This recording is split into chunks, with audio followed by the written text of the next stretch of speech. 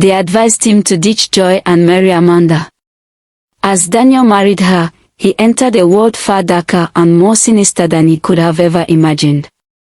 The coven, known only to its members as the Sisters of the Deep, was a secretive and ancient organization devoted to serving a water god known as Dagon. Daniel knew that he was up against forces far more sinister than he could have ever imagined. As the sun dipped behind the buildings, casting a golden hue over the city, Daniel and Joy walked hand in hand along the riverbank. Daniel was a young man struggling to make ends meet. He came from a poor background. He had a fiancée, Joy, whom he planned to marry. Joy was also from a poor background, and she didn't have much. They both managed the little they could make each day from the jobs they had. Joy was a waitress, and Daniel hustled from one place to another, doing all kinds of menial jobs. Daniel loved Joy, but was so worried about his financial situation. Daniel had been applying for jobs since he graduated from school, but hasn't gotten any response. Joy would always encourage him, telling him that he would get a good job soon and live his dream. Joy never abandoned her man for anyone, even though there were many men asking her out every day, men who were rich and wealthy. She had her eyes for just one person, Daniel. She saw many good qualities in Daniel. He was kind, hardworking, and loves helping people. One day, Daniel received an unexpected call from a prestigious company. His skills and talents had caught their attention, and they offered him a job with a promising future. Overwhelmed with joy, he immediately called Joy to share the news. They celebrated that night, hopeful that this opportunity would change their lives for the better. Of course, it did change their lives, but not for the better. Little did they know that this new job would become the source of their problems. The job Daniel has been looking for has finally come, but it would have been better if it didn't come. As Daniel began his new job, he met Amanda, a woman whose elegance and confidence demanded attention. Amanda was a very beautiful lady. She was very intelligent and smart. She was the owner of the company, a wealthy businesswoman with so much power and success. She took an interest in Daniel and began mentoring him. She soon became his close friend. And they had good times at work. Amanda was very helpful to Daniel, giving him money to solve his issues. She would listen to Daniel and try to give own advice on matters. Joy sometimes visited Daniel at work. And Amanda couldn't stop noticing their closeness. She asked Daniel who Joy was to him. Daniel told her that Joy was his bestie. But Amanda wasn't satisfied with his answer because she is a lady. Still, she didn't ask him anymore. Daniel began developing feelings for her because of the time they spent at work working on different projects together and the help Amanda has been rendering him since they became friends. Moreover, Amanda was a good listener and offered excellent advice every time. She had that charm in her eyes that can attract any man. Daniel still loved Joy so much, and Joy was a very supportive and loving girlfriend to Daniel. But Amanda was finding her way into Daniel's heart gradually. She soon expressed her romantic desire to Daniel, telling him that she would like to be his woman. Daniel was confused. Would he disappoint Joy? Would he cheat on her? Or would he reject Amanda's proposal, who has been a great friend to him lately? Daniel thought so much about it. He asked his friends. And they advised him to ditch Joy and marry Amanda.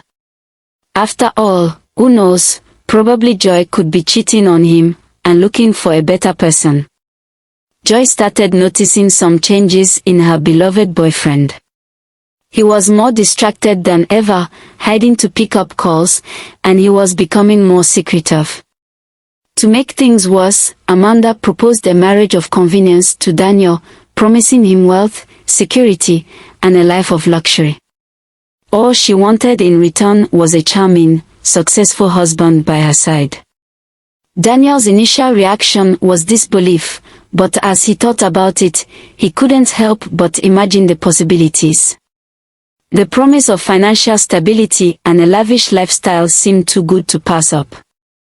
Even though Amanda was a nice, sweet, loving and kind lady, her intentions were far from innocent.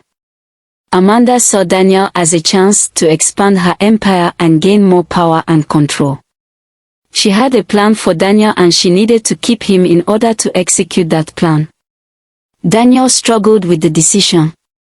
His love for Joy was undeniable, but the allure of a comfortable life clouded his judgment. Would he stick to Joy, his poor girlfriend, and build with her, or would he follow the advice of his friends to leave Joy for Amanda? Well, only time will tell. After many sleepless nights, he chose to leave Joy and marry Amanda, believing that this new life would be the answer to all his problems. Joy was devastated when Daniel broke the news. Her heart shattered as she watched the man she loved walk away, drawn in by the promise of wealth and luxury. She cried for days, struggling to comprehend how Daniel could abandon her so easily. But she knew she had to move on and rebuild her life without him. It wasn't easy for her. Daniel's life with Amanda started off as he had hoped.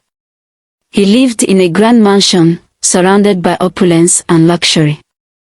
He attended lavish parties and mingled with the city's elite. All was going well for Daniel. But a dark cloud was coming. Amanda had other plans for Daniel. As Daniel married her, he entered a world far darker and more sinister than he could have ever imagined. Amanda, with her beauty, charm, and innocent look, was a member of a secretive witch coven, and had ensnared him in her web of deception, using her powers to control his every move.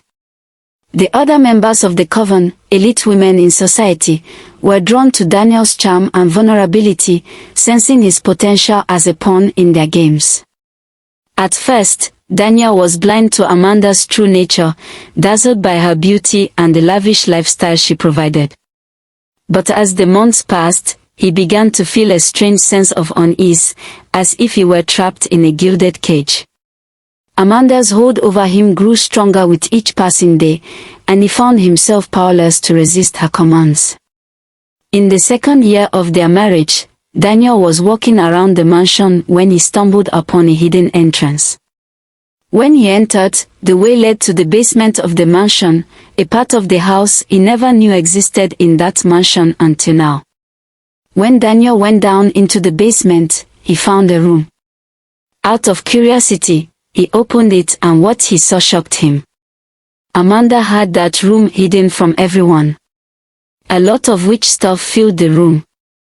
Why would Amanda have such items in her house? Why would she hide it? Daniel thought to himself. He kept on looking at everything in the room and found the truth about Amanda and her coven. Shocked and horrified, he learned of their allegiance to a water god, their ritualistic sacrifices, and their insatiable thirst for wealth and power. Daniel realized he was nothing more than a sacrificial lamb, destined to be cast aside when his usefulness had expired. Terrified for his life, Daniel knew he had to escape. He began to secretly gather evidence of Amanda's involvement in the coven, desperate to expose her before it was too late. But Amanda was always one step ahead, her influence reaching far and wide within their social circle. As the 3-year mark of their marriage approached, Daniel's anxiety reached a fever pitch. He knew he had to flee, but Amanda's grip on him seemed unbreakable. As Daniel's desperation grew, he sought refuge in the most unlikely of places, the abandoned bookstore on the outskirts of town. It was there that he stumbled upon a woman named Celine, a former member of Amanda's coven who had renounced her dark past. Celine had once been one of the most powerful witches in the coven, but she had grown weary of the endless cycle of manipulation and sacrifice. At first, Celine was wary of Daniel, sensing the darkness that lingered in his aura. But as he pleaded for her help, she saw the fear and desperation in his eyes and knew that he was sincere. Over cups of steaming tea, Daniel poured out his heart to Celine, confessing his entanglement with Amanda and his desperate need to escape her clutches. Celine listened intently, her heart heavy with regret for the role she had played in Daniel's predicament.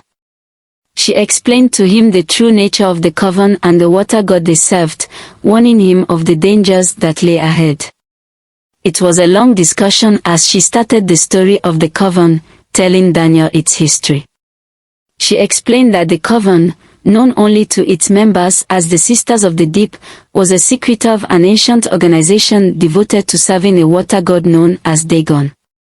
Its origins were shrouded in mystery, but its influence stretched back centuries, its members drawn from the highest echelons of society. Led by a high priestess who wielded immense power, the coven operated in the shadows, its existence known only to a select few. The Sisters of the Deep were not ordinary witches, they possessed a unique and dangerous ability to manipulate and control the minds of men. Through a combination of dark rituals and ancient magic, they ensnared unsuspecting victims, using them as pawns in their quest for wealth, power, and influence. Their ranks were filled with the most beautiful and cunning women in society, each one willing to do whatever it took to achieve their goals. Central to the coven's beliefs was the concept of sacrifice. Every 3 years, on the night of the full moon, they performed a ritual to appease their water god, offering up either their husbands or their sons as tribute in exchange for continued favor and blessings. They took turns in performing this sacrifice. Every 3 years, one of the sisters must offer up either her husband or her son on behalf of the whole witches. For those who didn't have a husband or son, they must offer their boyfriends. But husbands and sons were preferable. The following 3rd year, another would do the same. It was a twisted and macabre tradition, but one that the Sisters of the Deep upheld with unwavering devotion. And now, it was Amanda's turn to perform the sacrifice. Those who dared to defy the coven risked facing its wrath. Rumors whispered of disappearances and mysterious accidents, their true cause known only to those within the inner circle. The coven's power was vast and far-reaching, its influence extending into every corner of society. But despite their fearsome reputation, the Sisters of the Deep were not invincible. There were those among them who had grown weary of their dark ways, seeking redemption for the sins they had committed. She went on to tell him that she was one of them who had broken free from the coven's grip and now seek to help others escape its clutches. As Daniel delved deeper into the coven's secrets, he discovered the true extent of its darkness. Its members were not just witches, they were agents of chaos and destruction, wielding their power to bend others to their will. And as he fought to break free from their influence, Daniel knew that he was up against forces far more sinister than he could have ever imagined. But Celine offered him hope, revealing that there was a way to break free from Amanda's grip. It's only by finding a girl who truly loves you to unlock the powers of the locket that I will give you that you can break the curse, Celine explained, her voice grave with solemnity. What locket? Asked Daniel. The locket is a sacred talisman, passed down through generations. It was forged from silver, intricately engraved with ancient symbols and inscriptions that held the key to breaking the dark magic of the Sisters of the Deep. Legend had it that the locket was imbued with the power of true love, a force so pure and unyielding that it could overcome even the most powerful of curses. A girl who truly loves you has to hold your hand, and the both of you have to touch the locket at the same time to unlock its powers. After that, the locket will reveal things that the naked eyes cannot see. It will lead you to breaking free from the curse. This must be done before the ritual is completed or you will die. If that happens, the sacrifice is complete. And they will gain more wealth, power, and influence. Celine answered. Celine had entrusted the locket to Daniel, believing that it would serve as his protection against the dark forces that threatened to consume him. But will it save Daniel from the impending doom? Only time will tell.